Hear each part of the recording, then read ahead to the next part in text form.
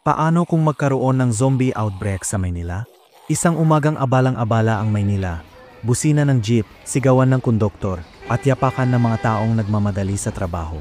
Wala ni isa mang nakapansin na sa gilid ng Quiapo, sa isang lumang eskinita, may nangyayaring hindi pangkaraniwan. Isang lalaki, duguan, nanginginig at parang wala sa sarili. Kinagat niya ang tindero ng balu. Sa loob lamang ng 2 oras, 4 na katao ang nadamay. Sa loob ng 6 na oras, mahigit 50. At bago pa magdilim, kumalat na ang balita sa social media. May virus na kumakalat sa Maynila. Hindi ito karaniwang sakit. Tila mga patay na muling nabuhay. Isipin mo, isang virus na hindi tinatablan ng gamot. Hindi lagnat, hindi ubo, kundi kagat. At ang sinumang makagat, may ilang minuto lang bago magbago. Bago mawala ang kanilang pagkatao.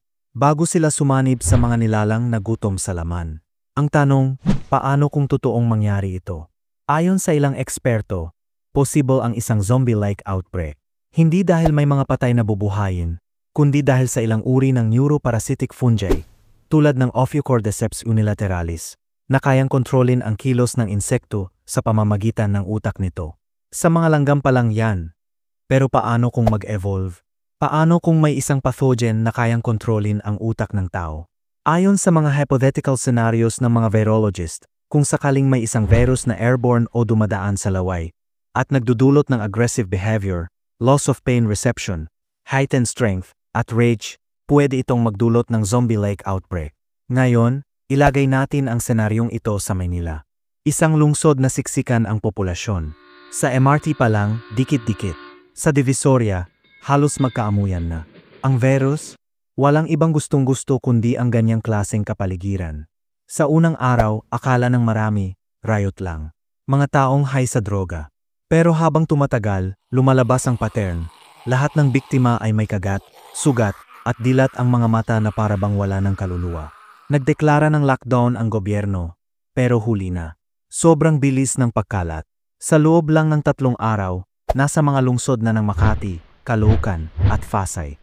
Isang ospital ang sinunog dahil pinasok na raw ng mga nilalang na di tinatablan ng baril. Sa ulo lang daw tumitigil. Kumalat ang takot. Maraming nagsilikas, pero traffic. Sa EDSA, ang mga sasakyan iniwan na lang. Ang mga tao, nagtakbuhan sa mga mall, eskwelahan, simbahan.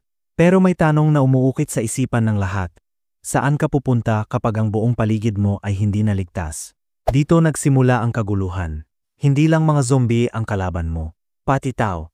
May mga nang-aagaw ng pagkain, ng sasakyan, ng armas. May mga grupo ng vigilante, mga kabataang armadong may baril at kutsilyo, nagdeklara ng zombie-free zones. Pero hindi lahat ay ligtas. May mga nagpapanggap na hindi nakagat. Pero ilang minuto na lang pala ang binibilang. May ilang ospital na nagtangkang gumawa ng antidote, pero kulang sa oras, kulang sa supply, at higit sa lahat, kulang sa kaalaman. Dahil ang virus na ito, hindi lang katawan ang pinapatay, pati alaala, pati emosyon, pati pagkatao.